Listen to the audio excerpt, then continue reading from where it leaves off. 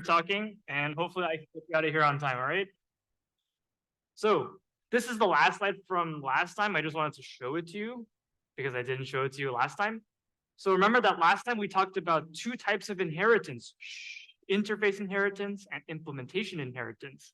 And interface inheritance, the idea was in your interface or your superclass or your parent class, you specify what to do. Here are all the things that an S list has to be able to do.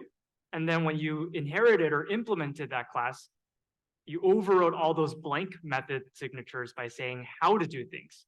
So in the interface, you'd say, all lists have to be able to add first. And then when you overrode add first, you'd replace the blank add first method with a not blank add first method that tells you how to add first to your specific list. S list, A list, D list, Q list, whatever you like. And then near the end, we talked about implementation inheritance. And we said using that default keyword, you could actually, in your interface, specify that all lists have to be able to print. And in case you don't know how to print, here's a default method that tells you how to print. So all lists could use that default print method. And if you didn't like the print method, you could override it and choose your own more efficient or better print method that you like more. But that was the case of implementation inheritance, because the code that we were copying from the parent class to the subclass, or from the superclass to the subclass, it wasn't just a blank method signature saying all lists have to be able to print. It was actually all lists have to be able to print, and also here's a default implementation you can copy into your subclasses. If you want to override it, you can. If you don't override it, then the default method stays. So that's what we talked about last time. And today we're going to keep diving into implementation inheritance, and we'll also see some dangers of how implementation inheritance can be dangerous. Okay, so that's it for last time. Let's start talking about more implementation inheritance. So last time we talked about how you can have an interface, and then you can have classes implement that interface. But there's actually another type of inheritance where instead of having the interface as the parent class, and then the class itself as the subclass, we can actually have it so that instead of a class inheriting from an interface, a class can actually inherit from another class. So that'll probably make more sense with an example. So here's our example. We're going to build a class called rotating S list. And the rotating S list is an S list. So it does all the things that an S list is able to do, but it has one extra capability, which is you can take the whole list and rotate it to the right. So what I mean by that is, well, here's a list, 10, 11, 12, 13. And if you rotate the list to the right, then the 10 goes to the right, 11 goes to the right, 12 goes to the right, and the 13, it rotates all the way back around to the front, and you end up with this list. That's the rotating. Okay. So well, let's try seeing this code, uncommenting it, and seeing what it does. Okay, so Java's not really happy with this code. First of all, Java says there is no add last method, there is no print method. And the reason why Java's not so happy is because even though you and I know that rotating S lists are S lists, Java doesn't know. So we have to tell Java that a rotating S list is an S list. How do we do that? We use a new keyword. And this time we don't use implements, we use extends S list. And now we've told Java all rotating S lists are S lists. So they can also do the S list things like add last and print. Okay, great. So now we have established our inheritance relationship. So what the compiler will do is it'll take all those S list methods that we spent like a week writing, all of these, and it'll copy them into rotating S lists for us. That's why we can do add last on rotating S lists. That's why we can print on rotating S lists. Okay, but we still can't rotate right. Remember S lists? No rotating right, so we have to do it ourselves. So let's write a method that rotates lists to the right. Well, there's a lot of different ways you could do this. One way, if I stare at this a bit, try to figure out the pattern, is I realize all I have to do is just take this 13 and stick it at the front. So maybe what I'll do is I'll say the thing at the last item, well, what is that? That's remove last. Why is it the case that I can use remove last here? Because a rotating S list is an S list. So I have access to remove last just because all S lists can remove last. We are an S list or a type of S list, so we can also remove last. Okay, so we have our last item. Now let's stick it at the front of the list. I can use add first to do that. And that should basically be it. So let's give it a try and cross our fingers and hope that we get that list. Okay, so did our list rotate? It rotated. Okay, so we're all set. All right, that's what we saw here. That was our rotating S list. That was our first taste of using the special extends keyword. So instead of having the parent class as an interface and the subclass as a class, Now the parent and the subclass, they're both classes. That's totally fine too. Okay. So what happened when we inherited all the members of S-list? We took all the instance variables, all the methods, all the nested classes, and we copied them from the parent class down into the child class. That's what we just saw. Okay. Really quick, just as like trivia, Java syntax. Sometimes you'll get confused about, or maybe you'll get confused about, when do I use implements, when do I use extends? It's not a choice. It's not like you pick your favorite word. If the parent class is an interface and the child class is a class, you have to use implements like we did last time. And if the parent class is a class, the child class is a class, you have to use extends. So it's not a choice. You have to pick the one that makes sense, depending on what your parent class is and what your subclass is. Okay, why did they pick two words? I don't know, but that's what they did. Okay, that was our first example. Now let's try to do one that's a little bit more complicated. So this one's called vengeful S-list. And here, what we want is, well, a normal S-list, if you remove last and you throw out items, the S-list, it doesn't really care. It just lets the items go away. But the vengeful S-list, it doesn't forget. Anytime you delete something, it remembers. So that's what we're going to try and implement. So anytime you have a list, say 1, 5, 10, and 13, if you remove last, the regular S-list, it didn't care, but this isn't a regular S-list. It's a vengeful S-list. So when you delete something, it's going to remember. And then there's this extra function called print lost items, and it'll tell me what things have been lost. In this case, because I called remove last twice, the 10 and the 13 got lost, but the vengeful S-list, it remembers, and it tells me that 10 and 13 were lost. So that's what we're going to build next. So let's give it a try. So here we are in vengeful slist.java, and just like before, I have some test drive code just to see if it works. And just like before, Java says, I don't know what you mean by add last. I don't know what remove last is. And well, the problem here is, again, we know that vengeful S-lists are S-lists, but Java doesn't know. Well, if I add the extends keyword, now Java knows too. So it's happy with add last and remove last. Okay, but we still don't know how to print lost items. That was not something that regular S-lists can do. Only vengeful S-lists do that. So let's give it a try. Well, how do I remember what my lost items are? Well, maybe I'll keep a list of what my lost items are. I have to remember what they are so I can print them out later. So perhaps I'll add a list of my lost items. Lost items, okay, there it is. And maybe now if anyone wants to know what my lost items are, I'll print them out. So I'll say public void print lost items, and maybe I'll just take my lost items list and I'll print out whatever's in there. Okay, that seems all right. But what about, how do we add things to this list? So when I remove something from the list, how are we going to add it to this lost items list? Well, somehow it feels like we need to change how remove last works. Because in a regular S-list, when you remove last, you don't have to keep track of what gets thrown away. But the vengeful S-list, we do. So one thing we could do is we could say, all right, well, we have to override what the boss says for remove last. Okay, and what do we do when we overwrite? We add that little tag just to remind ourselves and catch any typos. So let's write a remove last method that removes the last thing from the list, just like a regular S-list does, but it also remembers what just got lost so we can print it out later. So how do we do this? Well, my first guess is I already have a perfectly nice remove last method here, and I just want to do extra stuff. So maybe I'll just take all this stuff and I'll just copy paste it. Uh-oh, Java's not very happy with me. It says Sentinel has private access, Size has private access. So it's not happy with the fact that I'm trying to use Sentinel in Size. And the reason is because in Java, when we say private, it means so private that not even your subclasses can use it. So even though we are an S-list, we're not in the slist.java file, so we can't even use Size or Sentinel. If you want to use that, you have to use some different access modifiers that we're not going to talk about today. But okay, we can't use this copy paste method. And if you think about it, it's kind of ugly. We have to repeat ourselves. So, well, not a big fan of this. So what should we do instead? Well, we're going to have to go pull a new keyword out. So we've already introduced extends, implements. So I'm going to throw another magic word at you. And this time the magic word is super. What is super? Super refers to the object above me. So in this case, the S-list. So if I want to call my S-list, my parents remove last, I can actually say super.remove last, and that's going to do all the stuff that the S-list remove last does. Okay.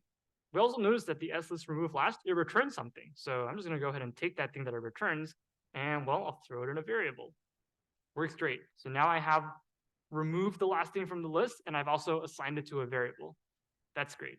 Now that I have this, I can go to my lost items, and I can add the thing that I just removed. So now we remember, we're never going to forget it.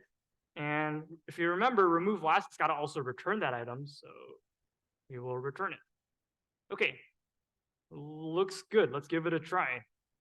So we run it, and oh no, crash. What do we do? Okay, well, don't panic. This is going to happen all the time when we write Java. So I think one of your labs might show this, but whenever you see a mysterious error message, pro 61B like expert tip, first thing we do is try and read it and see what's going on, because sometimes it'll give us clues as to what happened, right? So when we see this, we don't just panic and like copy paste it on Ed. Let's like read it and see if we can understand what's going on. Okay, that's not directed at anybody. I'm just saying. Okay, so let's read. Well, it says something about null pointer exception. Even if I don't know what that means, my mind is starting to think, oh, something might be null, okay? And it also tells me, over here, it tells me this dot lost items is null. So something about my lost items isn't working. So I went from going, I have no idea where things went wrong. And now I'm starting to suspect, ooh, lost items, that's probably where things go wrong. Also, when Java crashes, it has this really useful traceback. It tells you exactly where the program crashed. It says, I crashed at vengeful slist line 16. Like, look, it's even blue. It's like a link. And if I click on it, it teleports me to exactly where the program crashed. It's great. So using my intuition of what's happened here and this error message and trying my best to piece it together, it seems to me like, well, it's telling me that lost items is null and it's crashing on this line. So if lost items is null, I can't call add last on a null list. Seems like the problem is I never initialized lost items. So I took this mysterious error message and I read through it. Some things weren't totally clear to me, but using kind of what I know about Java and following some hints, I realized that, okay, lost items, we never instantiated you. You're not an actual list, so we can't call add last on you. So let's fix that. Well, one thing I could do is I could make a constructor. So I could say, you know what? Every single time I make a new vengeful S list, I need to set up lost items, because right now it's a reference to nothing. It's null. So instead of having it be a reference to nothing, I should make lost items.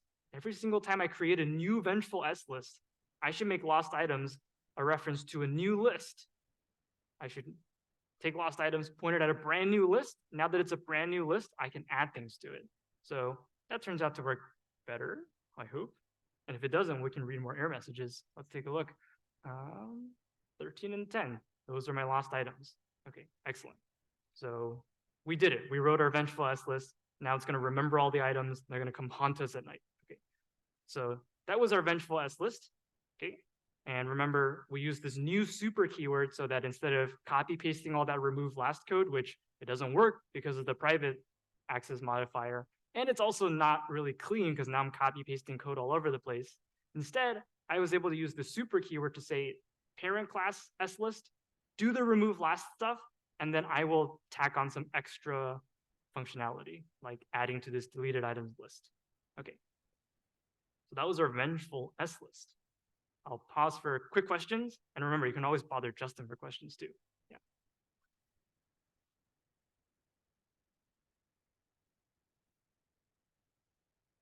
Yeah.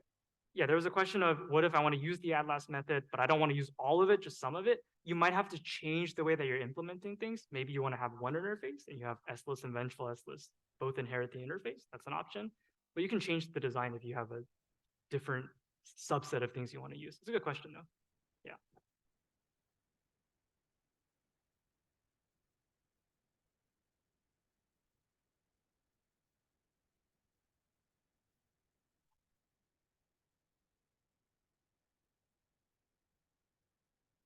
Yeah. So can there be more complicated inheritance relationships? Like, can we implement other interfaces?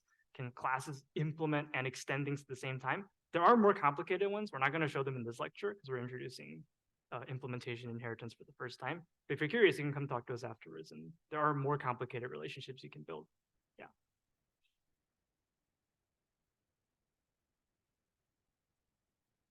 Yeah. The question was, why am I returning old back?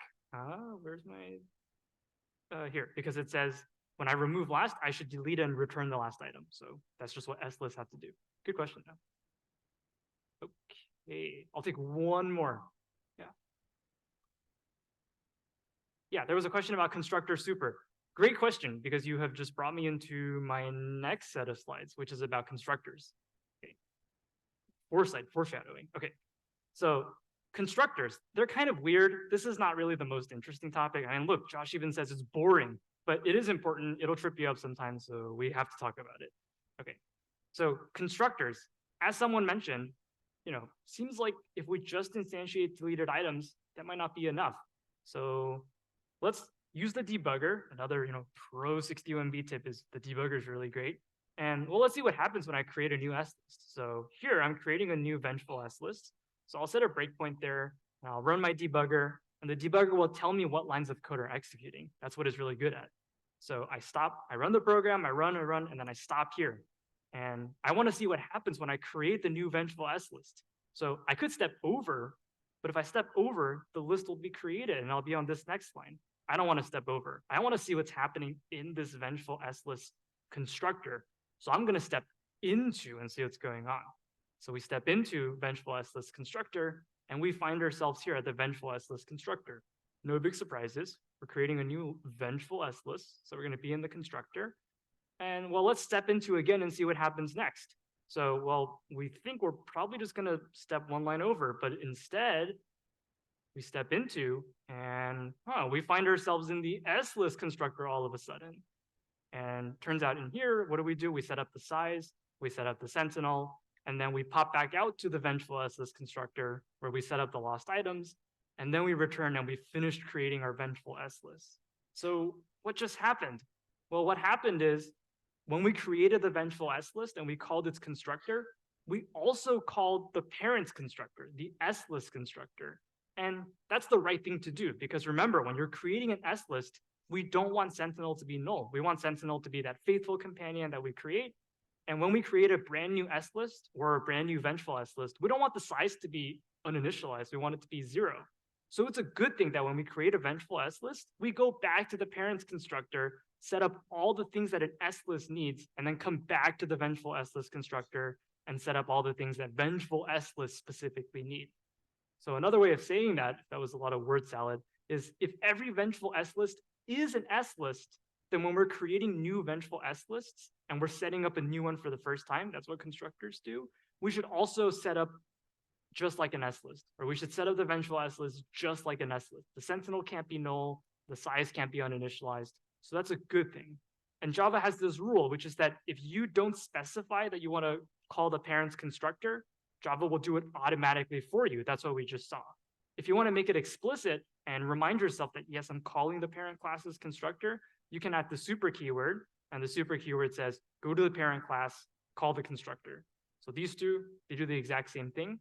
But if you leave out the super constructor call, just like we did, then the debugger will show you that we end up calling it implicitly. Okay, that's the rules, just some Java trivia, yeah.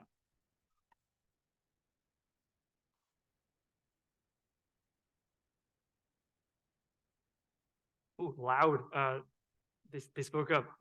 Sometimes people in the background was like, I can't hear you, but thank you. So the question was, do we always have to call super first? The super call must be first.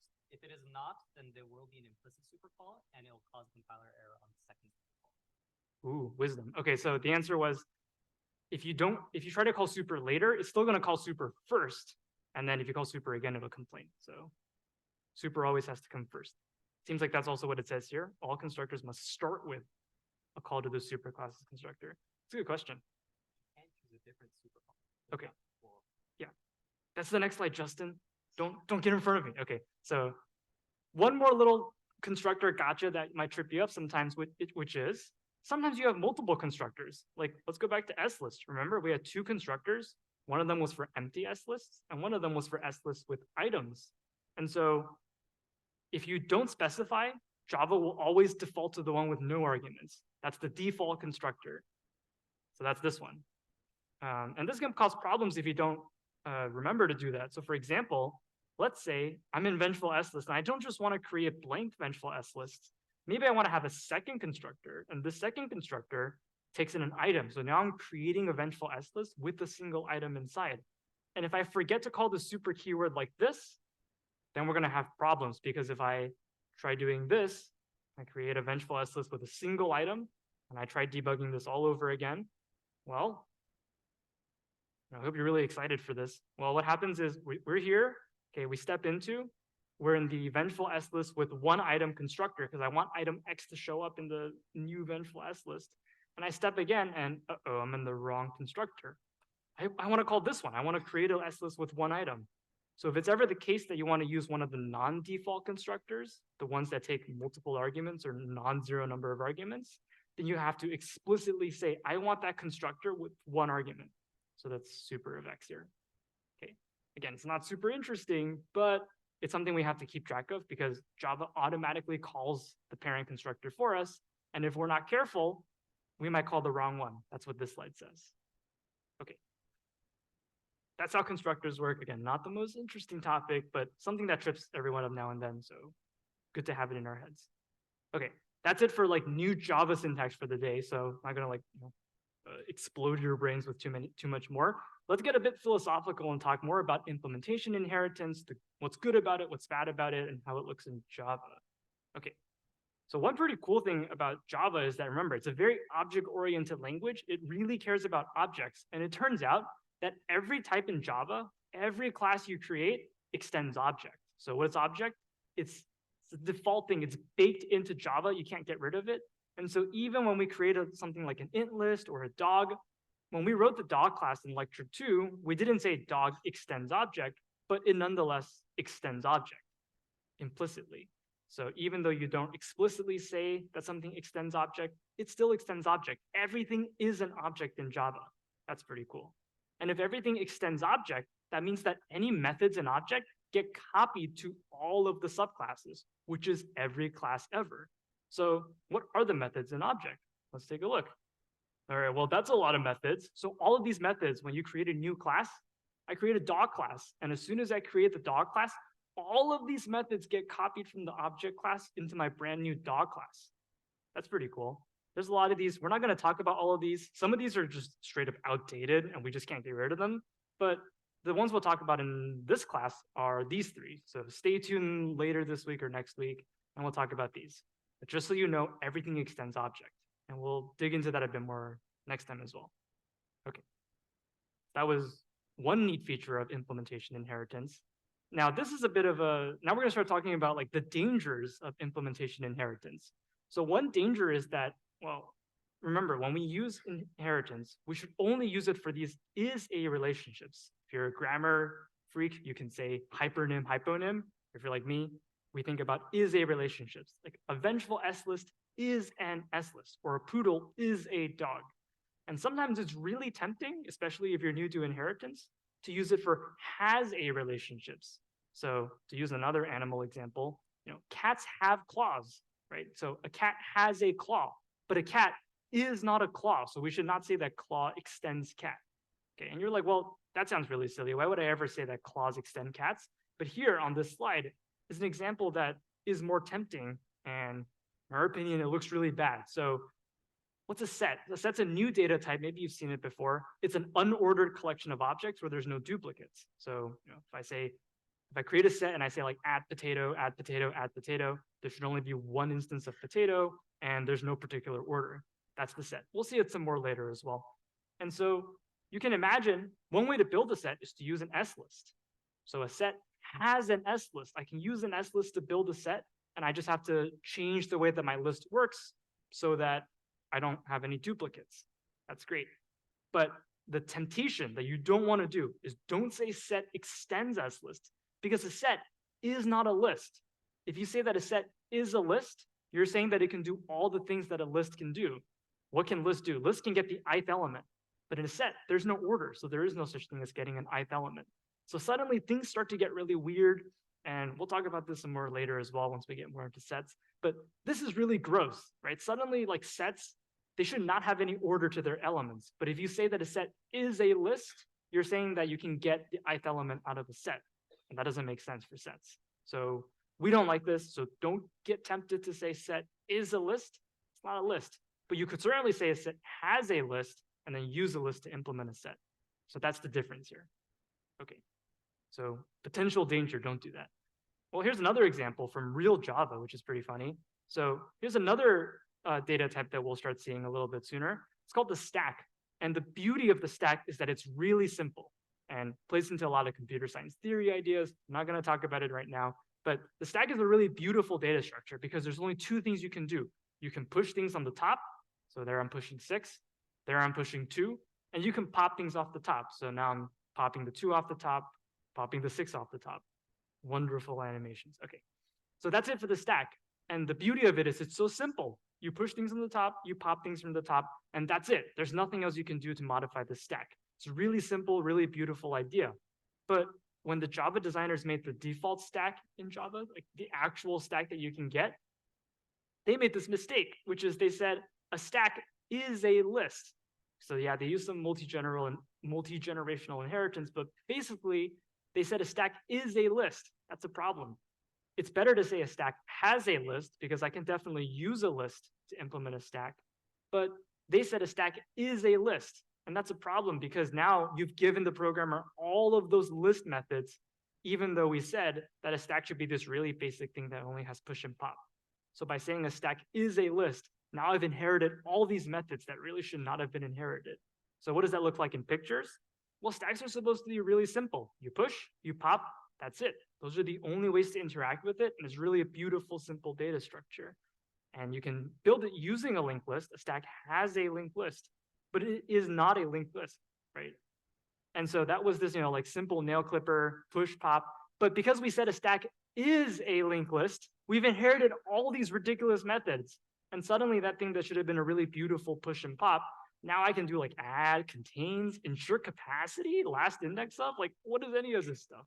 So we went from having a very simple, beautiful data structure to inheriting all these weird and not stacked features that the stack should not have. Okay, so that's one particular danger, and you can see it actually happens in real life. This is the real stack class in Java, and it's kind of gross. If you're programming in IntelliJ and you ask the stack for its methods, it'll do some autocomplete or like give you suggestions, and it'll give you all these wild suggestions when it really should have just been push and pop. So it's kind of weird. Okay, that's one of the dangers of implementation inheritance, and we can see that it actually shows up. So let's get more philosophical and talk about another idea that contradicts or has an interesting relationship to implementation inheritance, and it's known as encapsulation. Okay, so here, right, this is another, one of those like high-level classic 61B slides, and it tells us about one of our big ideas, which is that we are building large programs, and as we build large programs, the enemy is complexity. The more you have to fit in your brain at once, the harder time you'll have. So one way to split things up into smaller problems and not fit everything in your brain at once is creating layers of abstraction. That's a big idea we've talked about before. And another one is to hide information you don't need to know. So as a user, if I'm using the S list or I'm using the A list, I don't have to know how the S list or A list works to add things to it, get things from it, remove things. That's the beauty. I don't have to fit in my brain what's going on inside the A list while I'm using it. I can create that layer of abstraction and say, this S list, I don't care how it's implemented. Somebody else took care of that. So all I have to do is just add things and remove things, and that's it. Don't have to worry about the implementation. I can just use the interface to interact with the S list. It's a beautiful idea, and it makes building large programs possible, especially when you get to later projects. Okay, and so related idea, right, again, it's a bit of vocabulary, a bit of philosophy, but a related idea is to say some module, like a class or a set of methods, we can say that it's encapsulated if the implementation is completely hidden. So for example, if it is the case that I have an S-list object and I have no idea how it works, and the only way that I can interact with the S-list is by using the interface of add last, remove last, size, right? That means that this S-list class or this array deck class that you built in project 1, it's encapsulated. There's no way to peek inside and know what's going on inside except by using these documented methods. That's great. That means that everything going on inside this array deck, like is it using an array, is it resizing, is not my problem. All I have to do is use add last, remove last, size, any other methods to interact with it. It's a beautiful idea. It's what makes building large programs possible. So we really like it. Okay. So this is from like an older project. Josh talks about it in the videos if you want to hear about it. But again, it's kind of the same idea, which is that there is an array deck and there's all this stuff going on inside, but we don't want to know about it, right? And this picture, we've seen this before. It's like, we don't want to know what's going on behind the scenes. We don't care how the monk is making these puppets interact with each other. All we care about is that what we see matches our model of what a list should be. And we don't care about how the list is implemented. That's great, that's beautiful. And what's really great about Java, right? Like why are we using Java in this class and not Python? It's because Java enforces abstraction barriers for us. Like that private keyword that says you are not allowed. The compiler will stop you if you try to look inside the array deck and see what's going on. You can't go inside the array deck. The private keyword forbids it. So you can use these ideas in Python for sure, or other languages, but what's really great about Java is that it has syntax specifically for enforcing abstraction barriers. Okay, that was a bit high level, philosophical, but this idea, it's so beautiful. This idea that I have an interface and the interface lets me interact with an object without knowing how the object works. It's beautiful. But if we add implementation inheritance, suddenly this beautiful idea, it starts to get a little bit broken. So what do I mean by that? Well, here's an example where implementation inheritance and encapsulation, they don't play so well together. So let's take a look at what that looks like. All right, here's another dog class. We have a lot of dog classes in this class, but this dog class has two methods. It has a bark method and a bark many method. Okay, reasonable. So the bark method calls bark or prints out the word bark, and then the bark many method calls the bark method several times, depending on the end that the user passes in. Fair enough. Okay. Well, this is not the only way to implement the dog. So another way to implement the bark and the bark many methods is to swap them around and say, well, actually, I like the idea of the bark happening in bark many, and then when I'm calling bark, I'll just call bark many of one. These are exactly the same. And the beautiful idea behind encapsulation is that it doesn't matter which of these the dog implementers chose to do. The like CEO of dog, it doesn't matter what they chose to do. They could have done it this way, or they could have done it this way. It doesn't matter for our purposes. All that we care about is that there's a bark method that says bark, and then a bark many method that says bark n times. That's all we have to know. We don't care how it's done. We don't care about the for loop. We don't care about where the print line is. We just care there's a bark and a bark many. That's encapsulation.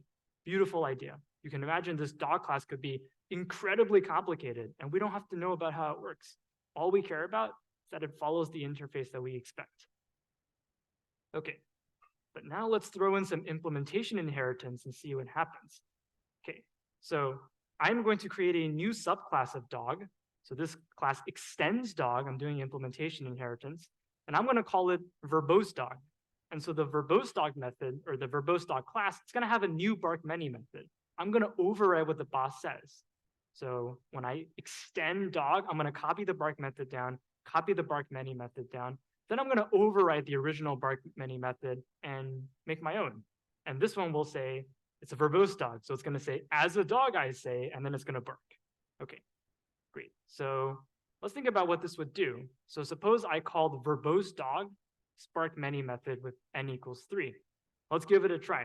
So to know how this works, we have to turn back to dynamic method selection. It's that idea that we talked about last time, which is when we call bark many, this is happening at the compiler level. So the compiler looks at this and says, oh, okay, well, VD, you are a verbose dog. You were assigned to a verbose dog variable. You're a verbose dog.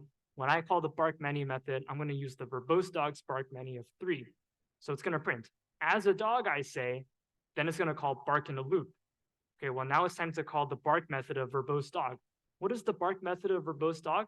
Oh, it's the one that got copied down from dog. So it'll say, as a dog, I say, bark, bark, bark. Okay. So the bark many method, it's a verbose dog, so we call the overridden one. And then when we call bark, we use the one inherited from dog, and we say bark, bark, bark. Okay. Now, here comes the twist ending, which is, suppose the CEO of dog goes into the dog class and says, you know what? I don't really like that idea that bark is in, the print line is in the bark method. I like the print line down here. And remember, we said encapsulation, this is the idea that nobody can ever look inside the dog method. if we're someone using or extending that dog class, we don't care how the dog is implemented. We should just have a bark method and a bark many method, and we should never have to know about how it works. But maybe when we do this, something interesting happens. So let's try again. We call verbose dog.bark many 3. Well, what's the dynamic type or runtime type of VD? It is verbose dog. So we go into the verbose dog class. We call the bark many method of 3. We get as a dog I say. Now it's time to call bark. So what do? We look for the bark method in verbose dog. It's the one that got copied down from dog or inherited from dog. So let's go call that bark method. And it has a bark many method. Who's calling it? It's the verbose dog. So we go to the verbose dog's bark many method. And we come down here, call bark many of 1. As a dog I say, oh, gotta call bark again. So we come back up here. Oh, gotta call bark many again. And we get caught in an infinite loop. Uh-oh. This is bad. And so what just happened here is that even though we, the verbose dog implementers, we never touched how dog works. That's the idea behind encapsulation. We don't have to know how this dog is implemented. And yet, even though we didn't change anything, somebody in dog changed their implementation and suddenly everything went kapow. So that's bad. And so this doesn't happen super often in real life. It's kind of a silly example, but the fact that it happens and it's even possible, right? It's just this, it's like philosophically weird. Somehow encapsulation is this beautiful idea, and implementation inheritance, if you use it too aggressively, it could break encapsulation. So there's this interesting interplay. So how do you feel about it? You know, you can go out and program with this and see how you feel about it. But sometimes implementation inheritance breaks encapsulation. That's what this little piece of code is saying. Okay, I'll quickly take questions if there are any. Otherwise, I have one last thing I have to show you. Yeah.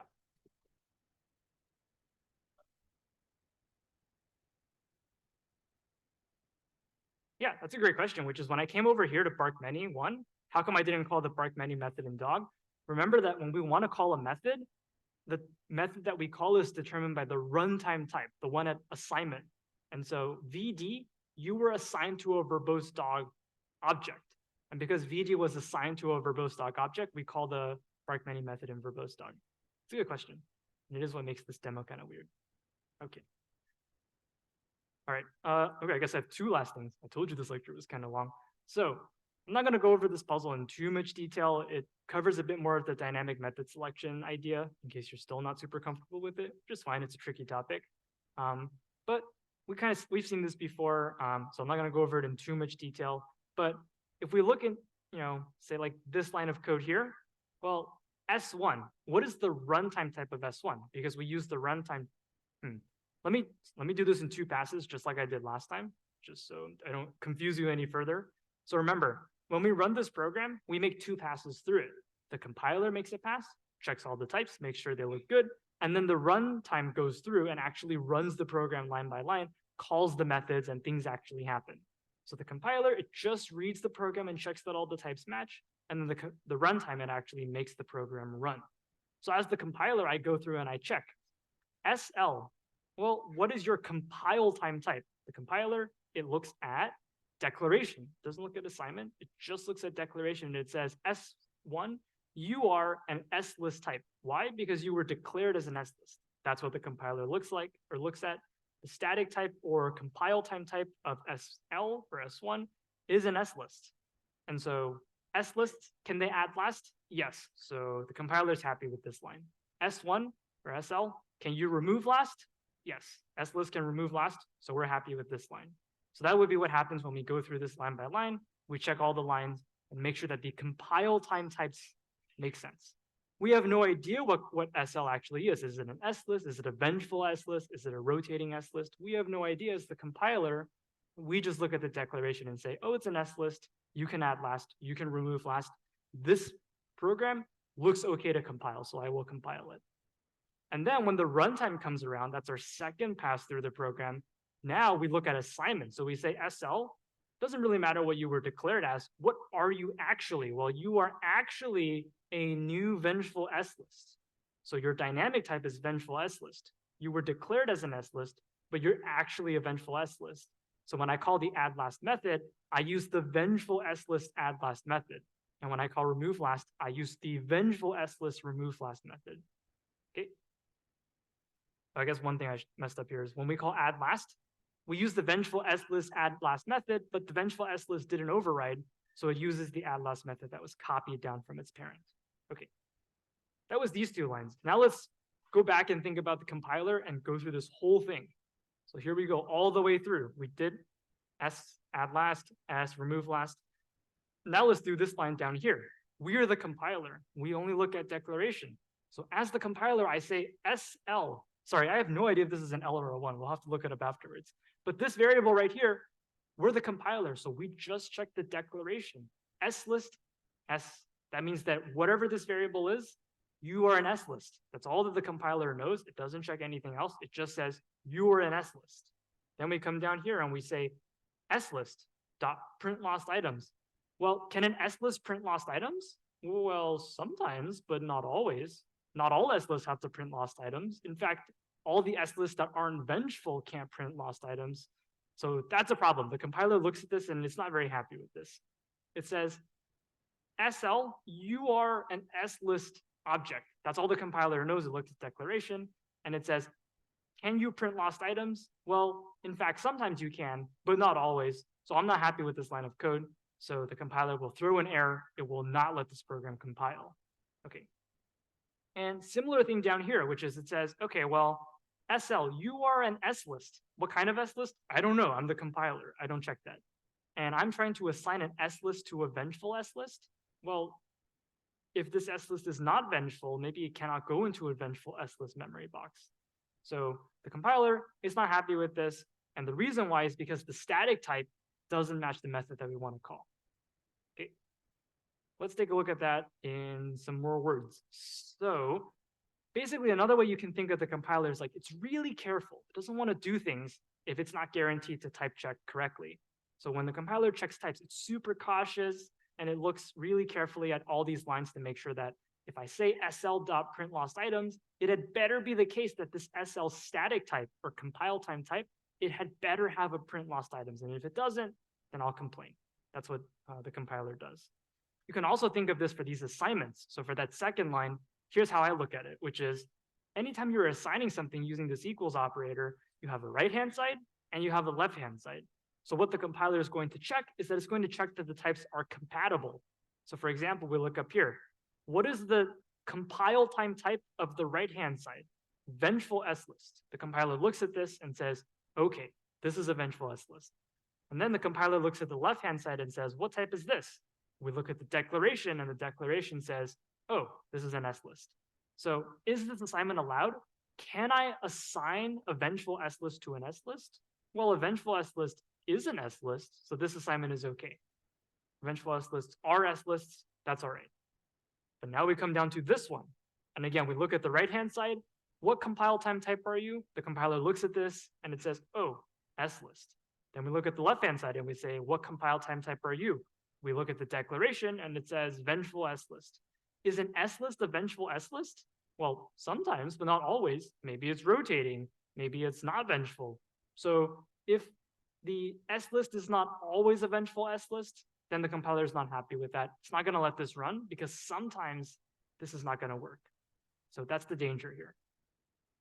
Okay, so the compiler, it's super careful. Anytime you make an assignment, it checks the right-hand side and the left-hand side and needs to make sure that they're compatible. Okay, and we also saw that when you call a method, the compiler, when it makes its first check before the program even runs, it's also going to check all the variables and make sure that the method calls are compatible. So in this case, SL, your compile time type is slist. Slists, can they print lost items? Sometimes, but not always. And because there's no guarantee, the compiler is super careful, it's super cautious, and it says, no, I'm not going to allow this. Okay. So that's what we saw here. And we see another example here, which is, suppose you have two poodles, Frank and Frank Jr., and I call Max dog. Well, again, the compiler checks this assignment and it says, okay, right-hand side, you are a call to Max dog. I'm the compiler. I'm not going to actually run Max dog. I just want to check that all the types match. As the compiler, I don't care about actually running this program. That's the runtime's job. I just care about making sure that all the types match. So I'm going to look at declaration, not at assignment. So I'm checking here, I'm the compiler, and I'm like, well, what does Max dog return? I'm not gonna run maxdog to see what it returns. I'm just gonna look at the function definition where I declared that maxdogs or maxdog, it returns dog. Okay, that means that the compiler time type on the right-hand side is dog. It looks at the declaration, says, what does maxdog return? Oh, it returns dogs. So the right-hand side is dog. Then I look at the left-hand side. Again, I look at declaration and it says, oh, you declared that larger poodle is of type poodle. And so now I think about, is this compatible? Can I assign a dog to a poodle? Is a dog a poodle? Well, sometimes, but not always. Not all dogs are poodles. So the compiler, it's not happy with this. Not all dogs are poodles, so it's not going to allow this. Like, what if the compiler is really scared? It's really cautious. It's like, oh, but what if this dog was a Malamute? Then this would crash. So the compiler has no guarantees of type here. It doesn't want to let this go. Okay.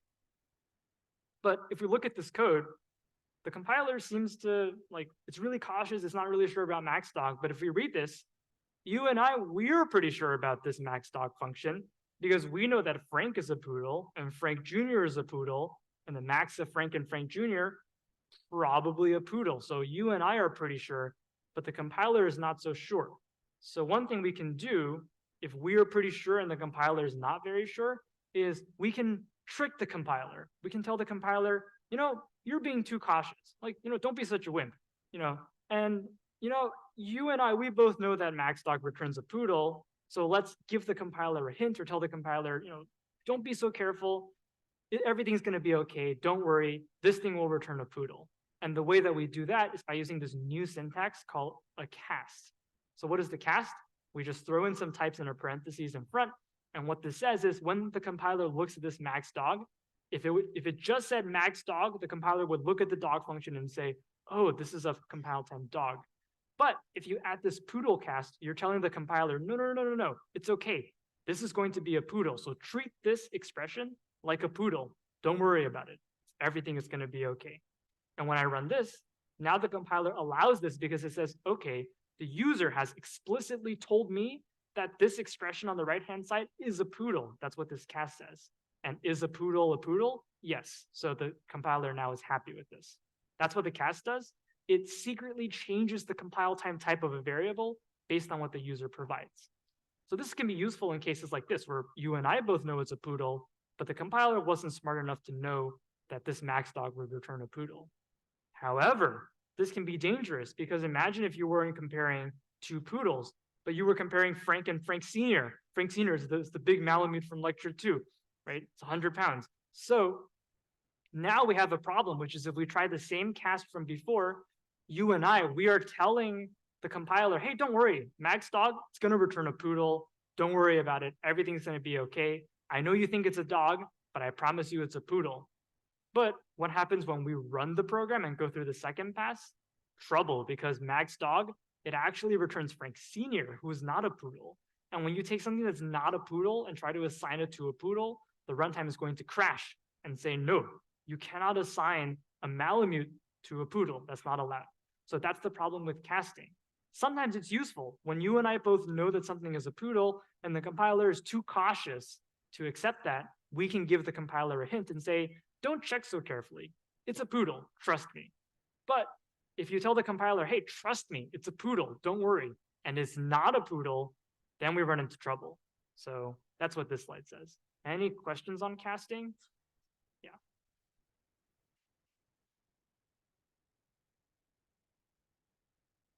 Yeah, I think the question was if this returns Frank, so Frank is 500 pounds, then this would be okay. Frank wouldn't be okay, but this would be okay. Yeah, anything else?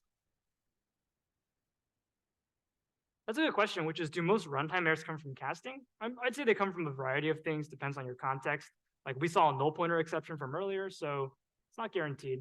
Okay, I told you this lecture was long, so there's one more topic. I'll get to it at the start of next lecture, I guess. But that's it for today, so we'll see you next time.